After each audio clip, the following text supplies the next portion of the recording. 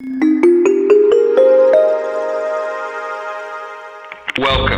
You're tuned into Life is a Sacred Journey. Every week, we bring a new perspective to aging and caregiving. Here is your host, Micheal Pope. Good morning, good afternoon, and good evening to all of you in the virtual neighborhood of Life is a Sacred Journey. It is so great to see you this morning, and I am so happy to see you this morning that I am going to applaud that you are here.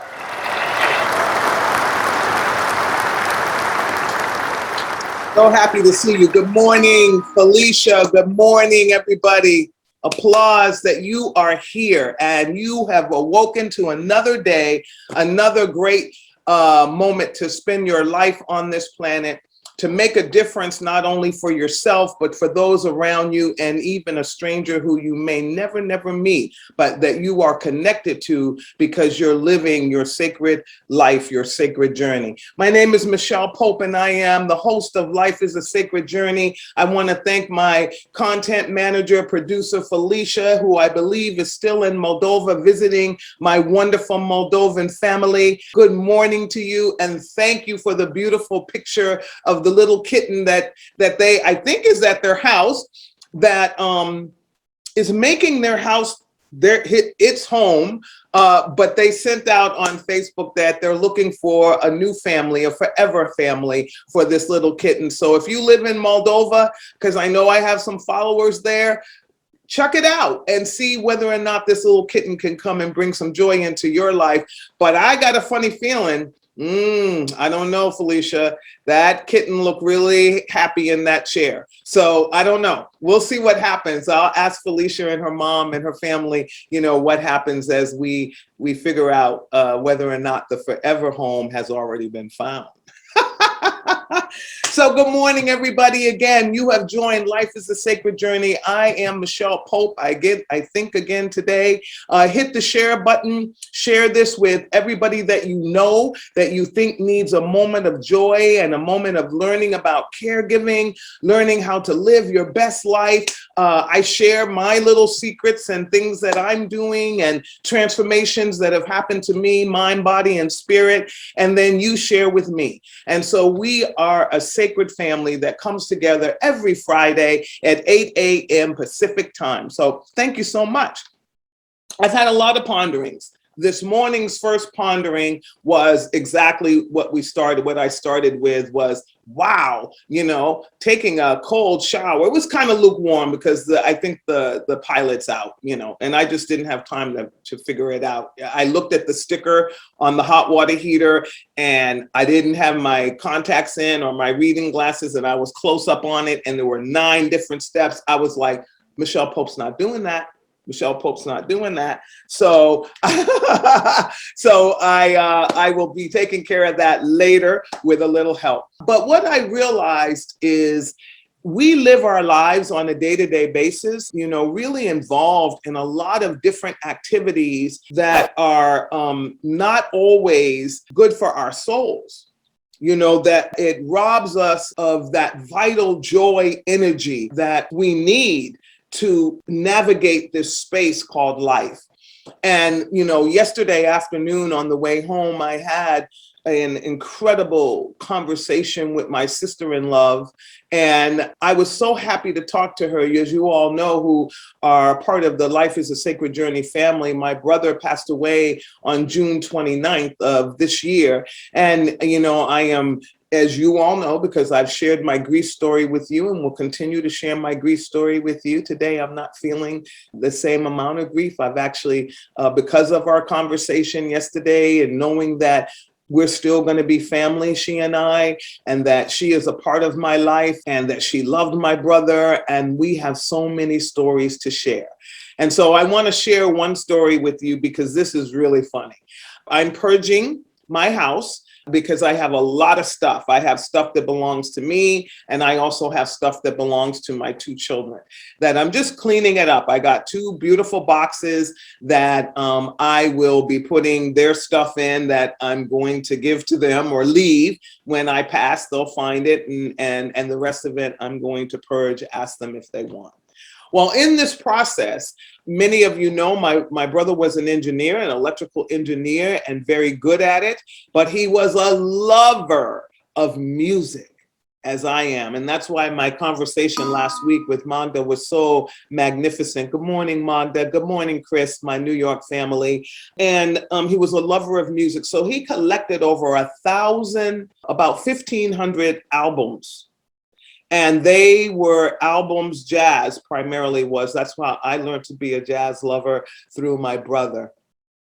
But in my conversation with her, the thing that I realized is that she made a comment that the gentleman that's coming in to help catalog and move that stuff into his home, he wanted to hear, he came into the house, and what he said to my sister-in-law was, I want to hear more about the man before I take the collection. And I thought that was interesting because it's like, what difference does it make if you're thinking about it in some ways? But he had opened up, he had taken the albums, about 4 or 5 albums out of the album covers and saw the pristine condition, no mold. The covers were beautiful. And we're talking, Miles Davis originals. We're talking, okay.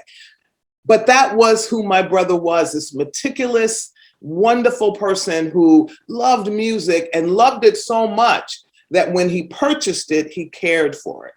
So I've been thinking about life from that context since that conversation on the way home yesterday. Thank God for Bluetooth, right?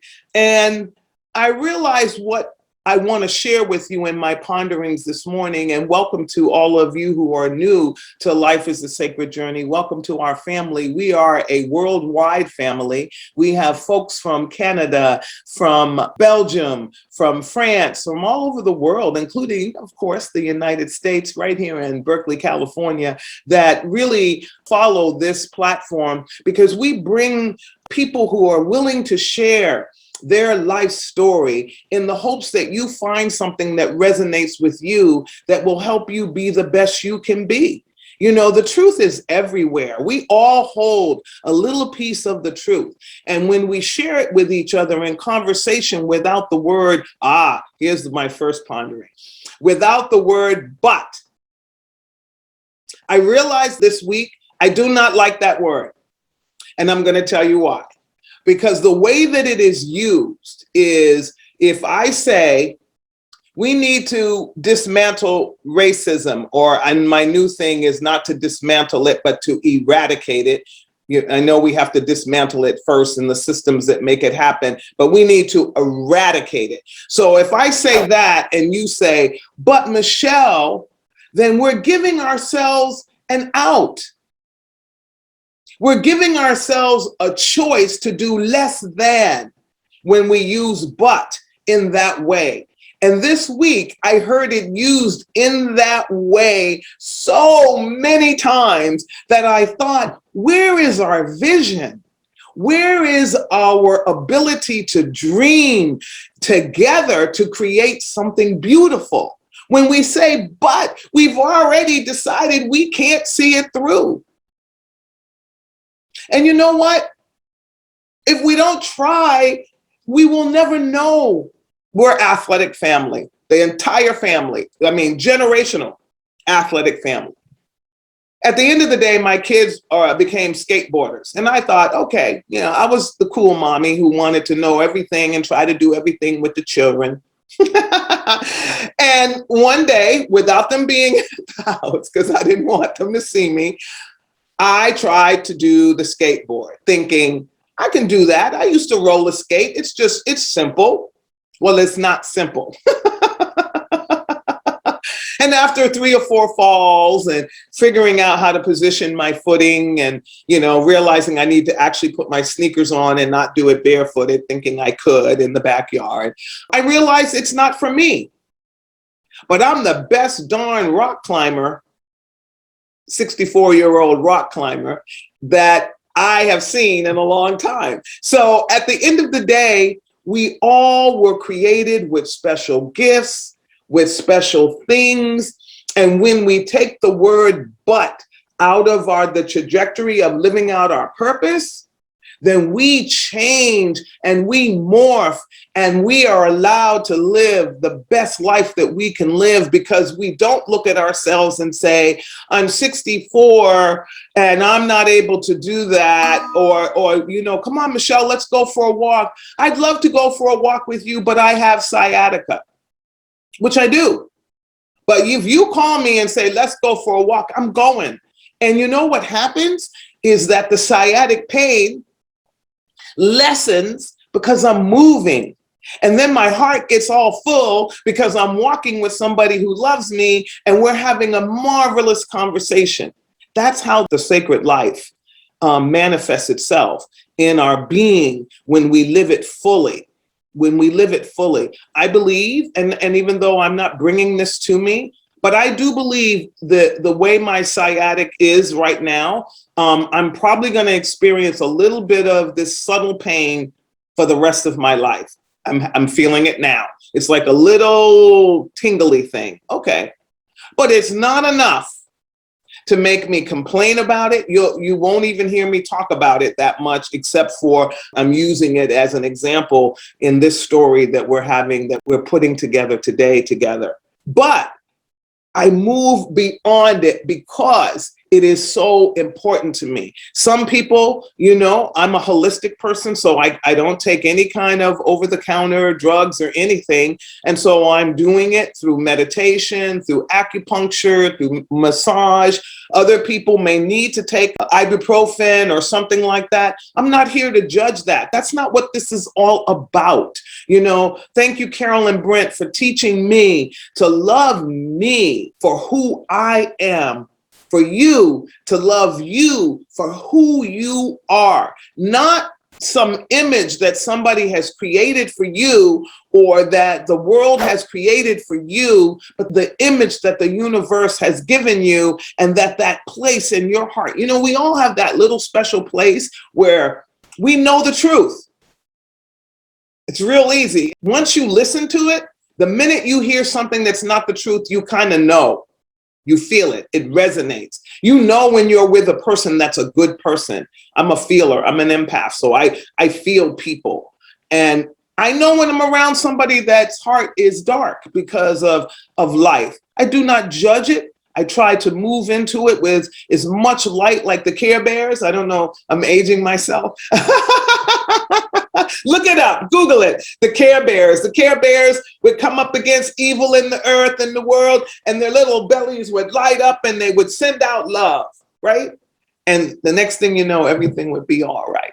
Now, we know it's not that simple, but I believe it's that simple. If the billions or trillions, I don't even know how many people are walking the planet right now, probably billions, right?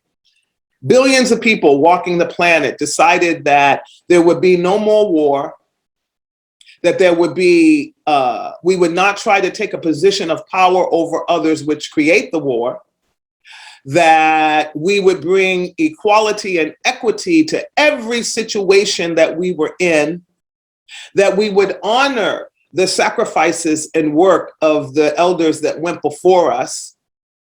If we smiled at everybody that we met, one, it's good for your face muscles, so I'll just add that. What would the world look like? What would the world be like? What do you think? Write it in the chat. What would the world look like if every human being, let's just say the body snatchers came tonight, okay? And in our sleep, some wonderful gooba dust came down on us and we woke up tomorrow and we could never know hatred. We could never know judgment.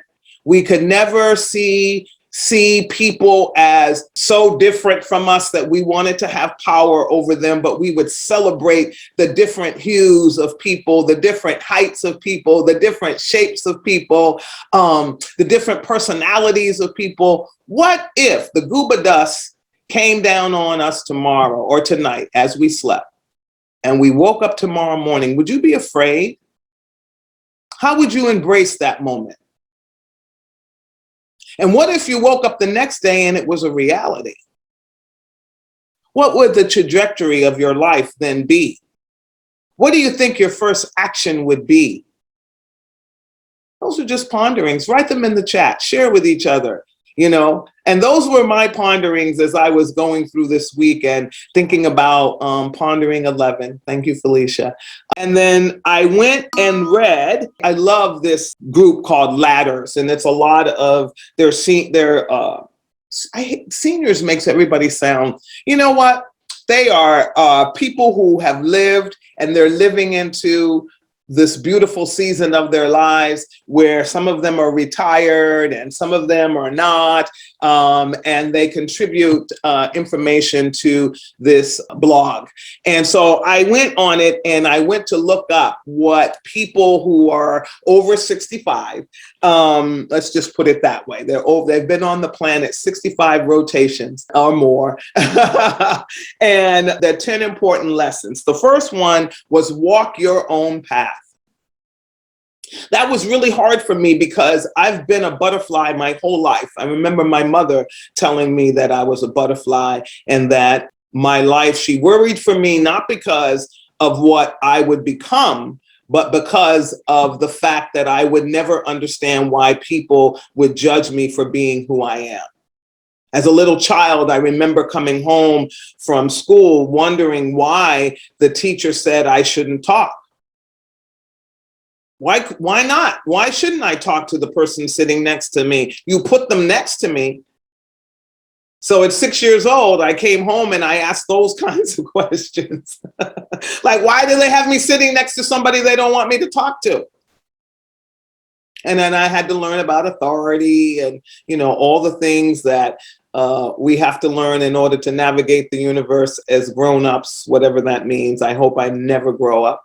But I realized that we sometimes teach it in a way that we take away the creativity and the ability for the person to understand it from the context is there's a time and place instead of stop talking. A 6-year-old mind doesn't hear, I'm the teacher, this is a time for you to be quiet, because the teacher didn't say that. She just said, stop talking. So that's weird. So we have to think about how we're speaking to the young minds, the little people, because what we're doing is manifesting behaviors down the road that sometimes get in the way of them being and living out their purpose. So we have to, though, no matter what people say, no matter what people do, we got to walk our own path. I remember saying to Bishop Minerva Calcagno, who is the bishop for the Cal Nevada Conference of the United Methodist Church, you know, I said, maybe I shouldn't be in certain position that I am in because I'm not like, I'm going to speak my truth always, always, always, always. Even if I'm wrong, I'm going to speak my truth.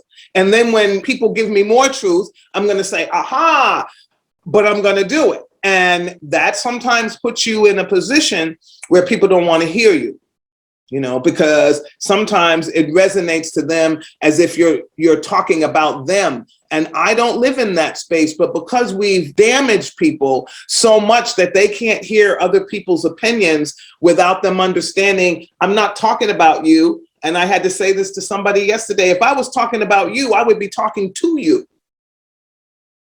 But we don't all participate in the human story that way. And so when people hear truth sometimes, they go, oh my God, she's talking about me. No, maybe in other circumstances, but Micheal Pope, no, because that's not my journey. I wouldn't be in this platform if I were trying to maim and hurt the spirit of any individual that comes to Life is a Sacred Journey.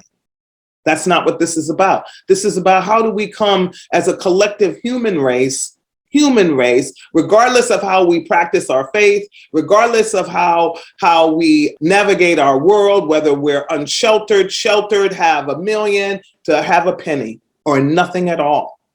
That's what this platform is about. And then we add in how to support caregivers and, you know, sharing stories about fasting, sharing stories about exercise, sharing stories. All of you in the chat have become a family among yourselves. I watch and read your chats after the podcast, and I see that you all now talk to each other, and I love that. We've become a universal family here at Life is a Sacred Journey. And the reason is because there is no judgment here. We voice our opinions in love, and we share our thoughts in love, and our stories are beginning to intermingle because we all want the same things in life. We want to walk our own path. We want to be our own person. And we want to have freedom. There it is, Carolyn Brent.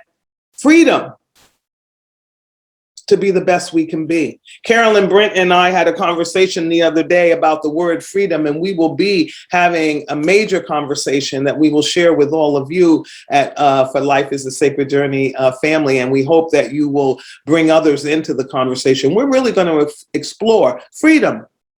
And what does freedom mean in this day and age? And how do we manifest freedom in every place that we are, in every context that we're a part of? The next, that was number one, walk your own path. Number one, walk your own path. How are you walking your own path today? How are you doing that with kindness, love, and helping someone else? Are you mentoring somebody?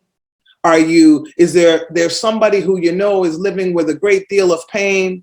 Pick up the phone, let them hear your voice, send them a card, let them know you care. Send it to a total stranger. We're still telling people, send cards to assisted livings, board and cares, and nursing homes. Just send them. You know, dear fellow elder, thank you. Dear sacred one, dear blessed one. You don't even have to know their name. Just write them up, send 100 to them, get online, find out how many beds they have. That's how many cards you send. Have a card campaign. And that's important because when a stranger reaches out to you, don't you feel good? You know, I saw a lady in Whole Foods the other day. We both were looking really fly. And she said to me, she said, "Oh, I love your outfit." I said, "Oh, girlfriend, I love your outfit too." We giggled. We got in the fast serve line and she said, "Have a good day." I said, "You have a wonderful day. I probably will never see that woman again in life." But our path crossed for a microscopic moment. And instead of leaving a taste of wow in each other's mouth, we left the sweet taste of honey, the sweet taste of humanity with each other. And I know I smiled all the way to work drinking my coffee because I really did look good, and so did she. Number two, don't hesitate when you should act. This has been a big conversation in our world as we have experienced Black Lives Matter and white fragility and all of those things that we've given all these big, humongous titles to. And the reality is we know when it doesn't feel good.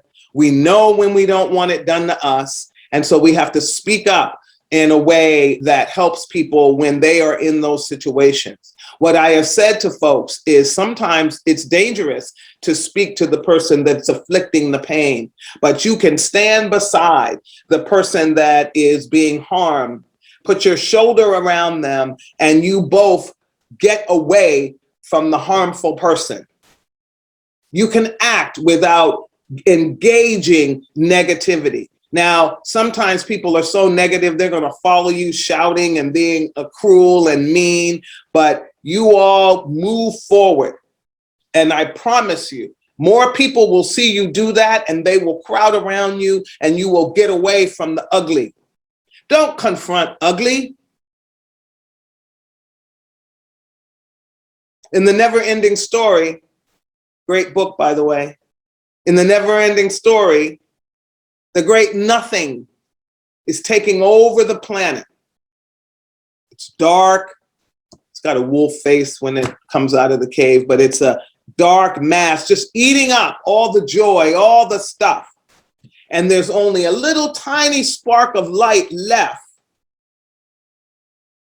And all the little boy has to do, Atreyu, or I can't remember his name, not Atreyu. Atreyu's the other character. But all the little boy has to do is say the name of the princess.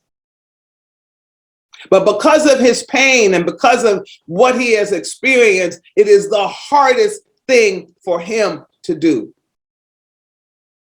But once he does, that light grows and grows and grows and grows and grows and grows, and it becomes a flourishing planet again. That's what love does. When you say, I love you. So it's not just a name, but it's words that embrace people and let people know that they matter. And we have an obligation, if we're living and breathing, to make sure that every person we come across, that we let them know they matter. I had somebody say to me in 2017, Micheal, you took time to hug me and talk to me about my mother with dementia, and you were right there with me. And I remembered it in 2021. His mother has since passed away. And when I said to him, I remember that moment, I said, that was an incredible moment of humanity, heart to heart. Even when we hugged heart to heart. Thank you, Bill McGuire. And I remembered that moment of humanity. And he said to me, I'm surprised you remembered. And I said to him, it was a significant moment in the development of my spirit. I will take it to the next place. And we're colleagues. Why wouldn't I? If I had taken the time to be with you, I have to take the time to remember the importance of your sharing your mother's story with me. And it matters because it mattered to you. So we have to be present, and we have to act, and we have to be in intentional relationship with every person that we meet. And when we do that, then the trajectory of the earth changes so dramatically. And even your day will change. You know what happens? You change. It is so amazing. I always say I'm changing in spite of myself. I don't even know sometimes from day to day who I'm going to be when I get back to my house. And I don't care. I don't even plan my life that way. So, number 3, experience what you have learned. I love that one. That's a big one. So you've learned joy at some point in your life. Experience it. Hold on to it. Grab it. Every day, like I drink a cup of coffee. Okay, Dunkin' Donuts, we're waiting for you to sponsor Life is Sacred Journey. But experience what you have learned. You know, if you've experienced joy, try to find that space every day where that experience revisits itself. If you have experience of your culture, learn more. Take it out into the world and share it with others. Experience what you have learned, no matter what you know. Well, no matter what you think you have learned in life, you can always share it with somebody else and then re-experience the joy of learning it. Good things don't come easy. Boy, that is so true. So true. Remember that song, Didn't Promise You a Rose Garden? Anybody remember that song? I can't remember who sang that. But that's not what this is about. It's not about not having pain. It's not about not having disappointment. It's about growing in your positiveness, growing in your whatever faith you practice, growing in just that abundant humanity where when something comes, you bounce back quicker. I used to get in despair about everything. And now I self-speak and I calm myself down, like whenever I can't find something. You know that, right? You can't find something and you get all helter-skelter about it, and then you really can't find it. Then when you calm down and you come back out to the kitchen, it was right there on the table the whole time, but because you were stressed out and you got your brain going and all your you couldn't see it. Am I alone there? Have you done that? I've done that more than one time. And then had to run back and forth in the house. And then it was on the kitchen table, which is, you know, my kitchen's right by my front door. She couldn't have not been there the whole time. But because I was getting upset and looking at the clock and going, I'm going to be late, I created so much anxiety for myself that I could no longer see the reality around me.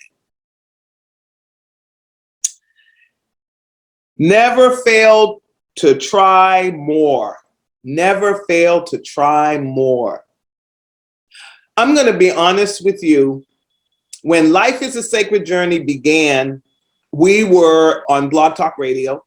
It was an hour podcast, no visual, and 6:00 at night on a Friday. Then we took a hiatus between the year of 2019 because I was busy here at ASEB. I started getting busy with my responsibilities at the church. Then the pandemic came and I had to find a way it just came in my heart, Micheal, you got to rekindle it, and you've got to make it about this pandemic. You've got to make it about Black Lives Matter. You've got to make it about social justice. You've got to make it about, this change that you keep talking about in every forum that you have. Let's bring it to the people. I called Felicia, who was an intern with me. I can't remember. I think it's 5 years. Oh, Lord. I think that long ago. And we've always stayed in contact. Anybody who knows me, if we build a relationship, I'm never going to let you go. We're going to stay in contact. I may not be on the phone with you every day, but we're going to stay in contact. And I called Felicia and I said, I want to do this. And she said, you've got to do it Facebook Live. You've got to go visual. And I did not want to do that. I am, as quiet as it may seem to many, I am a very private person. And when I go home, I love being in my house. I could go in my house and not come out until Monday morning. That's who I am. Because I love people so much that when I'm with them, I give them my totality. So I tire and I need to go and rest. Does that sound familiar? And I said to Felicia, I don't want to do that. And she said, you have to. And I did. And I learned how to do it. And then she hit me with something else.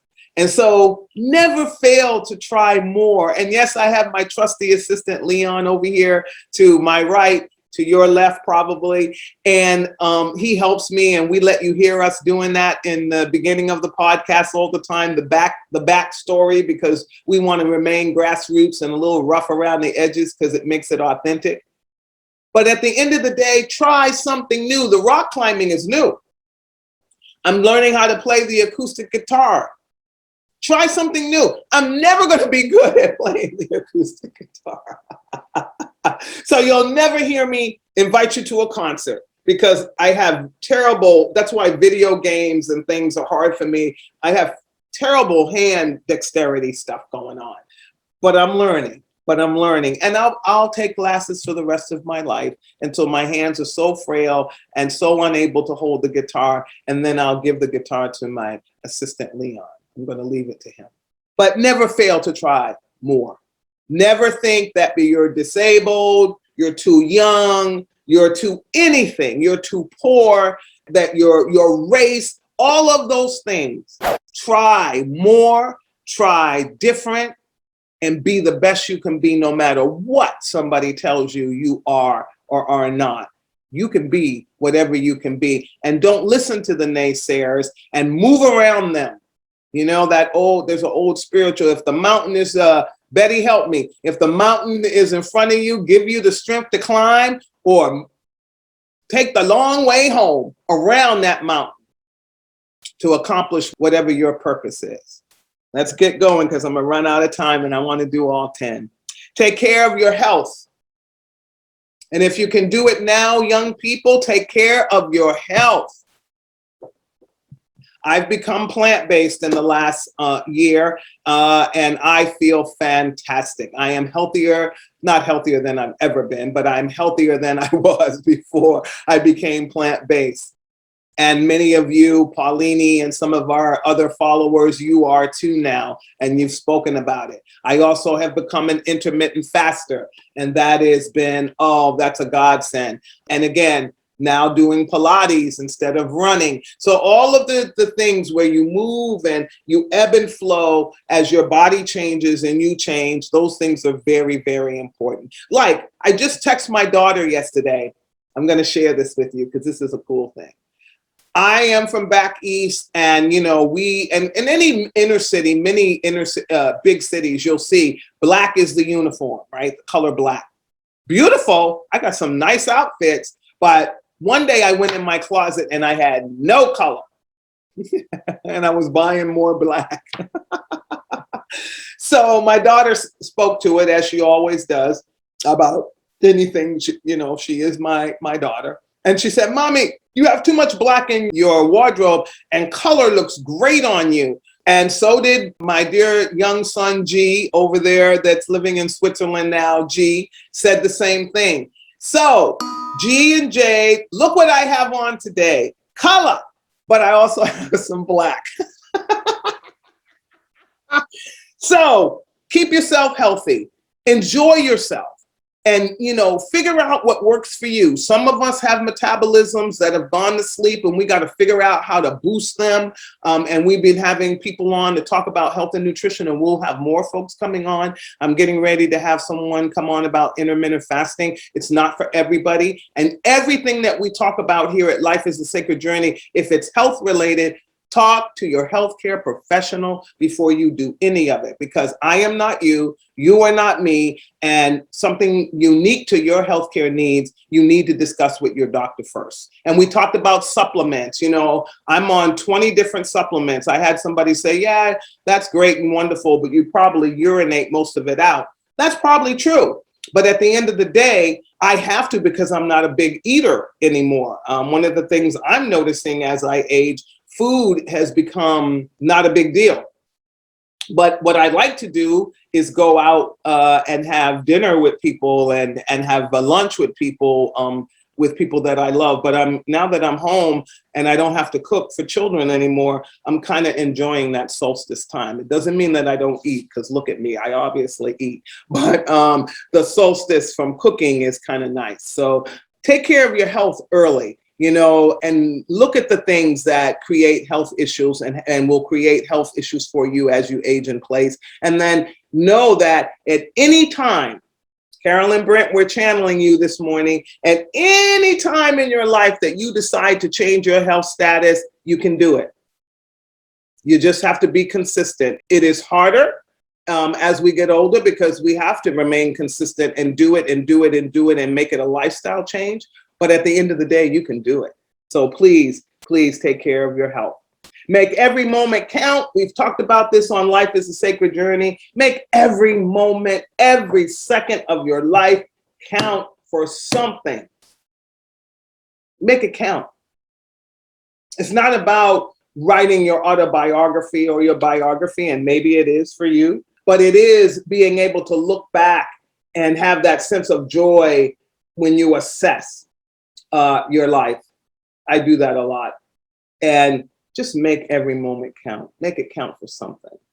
Live and let live. We know about that. That means forgive, forgive, forgive, forgive, forgive, forgive, and get rid of judgment, judgment, judgment. If we get rid of the 45% of the time that we spend judging other people for their content, for what they say, for what they wear, for how they do their hair, we would have more time to live in the moment, and we would have better intentional relationships. And then be flexible with your goals.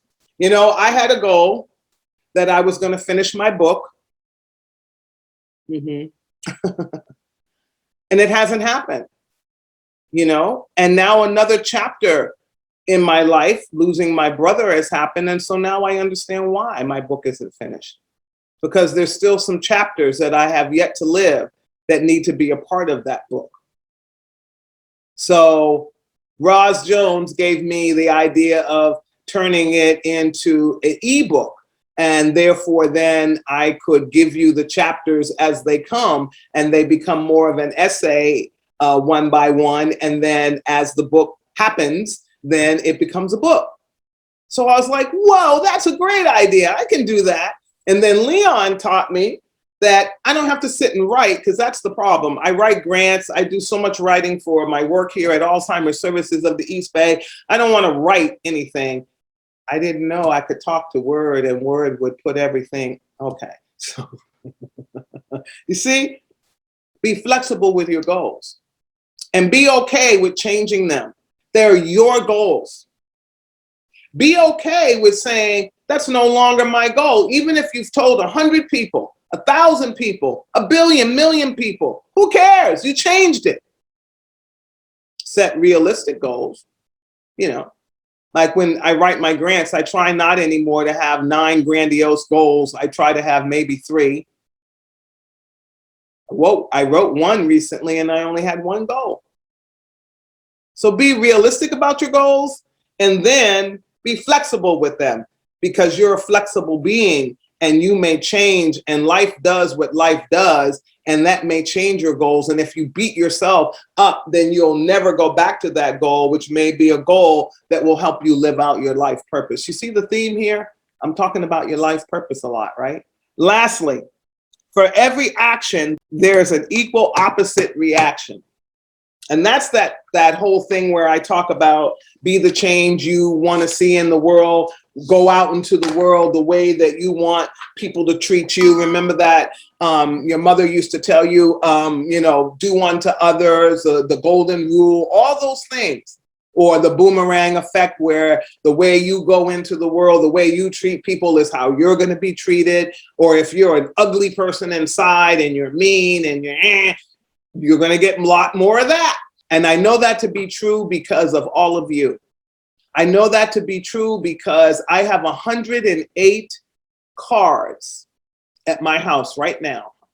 Sympathy cards of I'm thinking of you, from some of you and people from all over the world that I will be responding to shortly. So I know when you give your best and you do your best without malice of heart, and when you think about how am I showing up in this situation? How am I making this person feel? How am I feeling? Am I feeling anxious? Am I feeling like I'm being defensive? I always look at me first, dear friends in the Life is a Sacred Journey neighborhood. I always start with myself. Am I the best I can be? Was I crappy today? Did I not get enough sleep and I was a little snippy? Do I have somebody that I need to say I'm sorry to? Possibly. Do I have somebody that I can say I love you to? Do I have somebody that I can walk silently with who understands my heart and spirit and reminds me of when I go astray and holds me accountable for my behavior? All of that. And yes. So Life is a Sacred Journey is about all of that. And I pray that your day will be magnificent and wonderful. I'm sweating. Yes, I'm at that wonderful age. Wonderful and magnificent.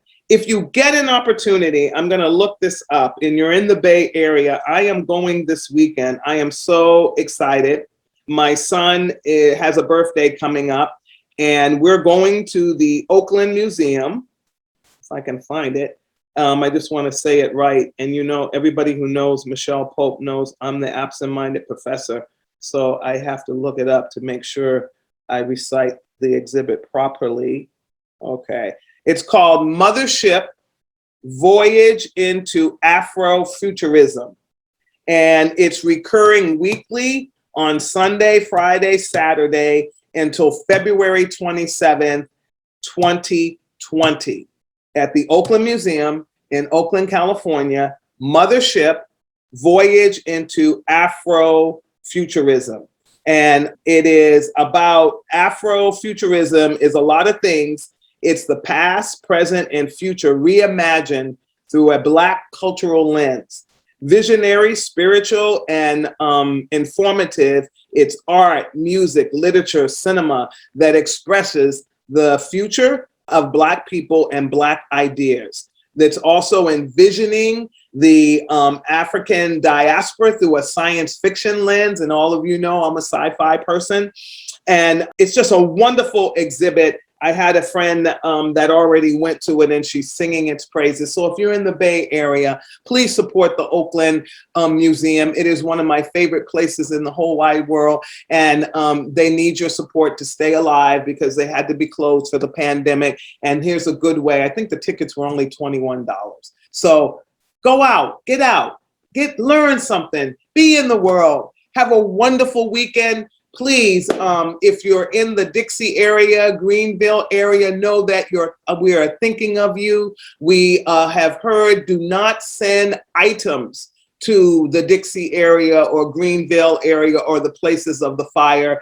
They need money. They have no place to store the items that people want to send. And so I know that if you can go online, I can't tell you, how to do that. If you're a part of the Methodist denomination, you can send the funds to the conference center and write in the memo area, Greenville Fire, or you can do it through your church. But if you're outside of the Methodist denomination, I'm sure if you go to the Dixie Fire website, there is much direction on how you can support people. And again, they have said no more items. They just have no place to store them, and they're just going to get scattered and not be useful. But dollars will be useful now and in the future. And so to all of you who have lost your homes in the Paradise fires and the fires that we've had in California for the last, it seems like 5 or 6 years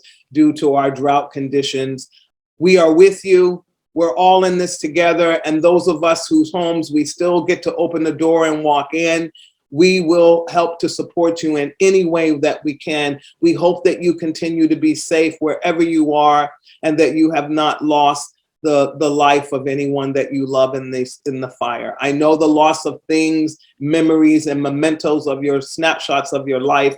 It's hurtful, but we're thankful that you're alive. And so I am Micheal Pope. This has been another Pondering 11 of Life is a Sacred Journey. Continue to share with other folks. Hit the share button. And I just hope you're living your best life today, tomorrow, and throughout the next weeks and years and times of your life. Have a wonderful day. Have a wonderful weekend. Stay safe. Peace.